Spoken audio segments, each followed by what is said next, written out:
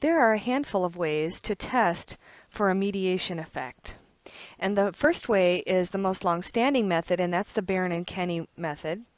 And then there's a Sobel test method, which I will also cover.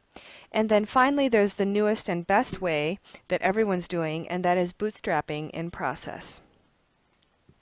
So first we're going to cover the Barron-Canny method, even though no one really uses this method anymore, and they shouldn't when they're publishing, because we have so much better techniques now. It's important to know the steps involved because they help us to understand the nature of mediation.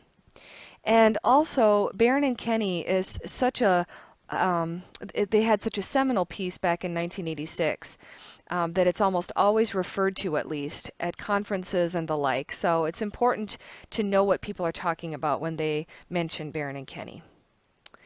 Their article that came out in the 80s was the first. It was very groundbreaking. Apparently no one was testing mediation before that point, or maybe they were doing it a different way, but it was the state of the art at the time. And everyone cited that article. It has many, many citations if you go on Google Scholar and pull it up.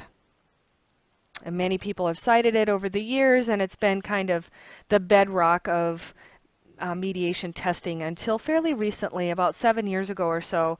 Bootstrapping started to become widely used. We had the computing power finally to pull it off, and it yields more accurate results. And so people have been switching to that method now.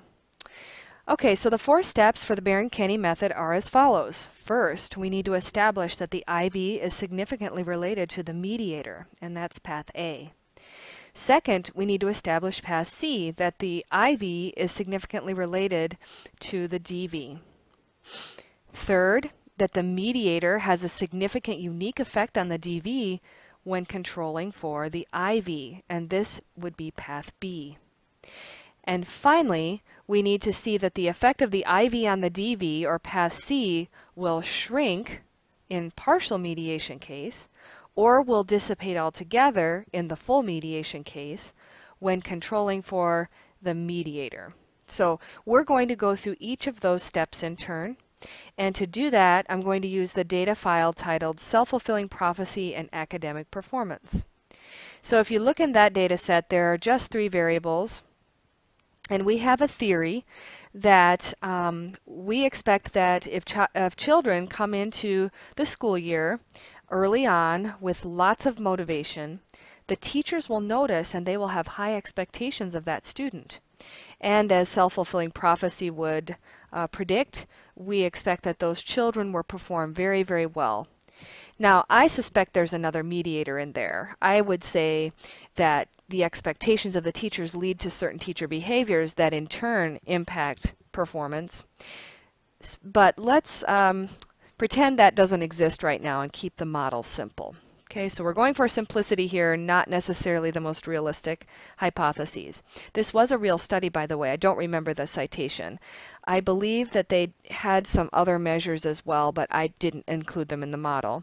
And the data that we're using is fictitious. It was not the original data.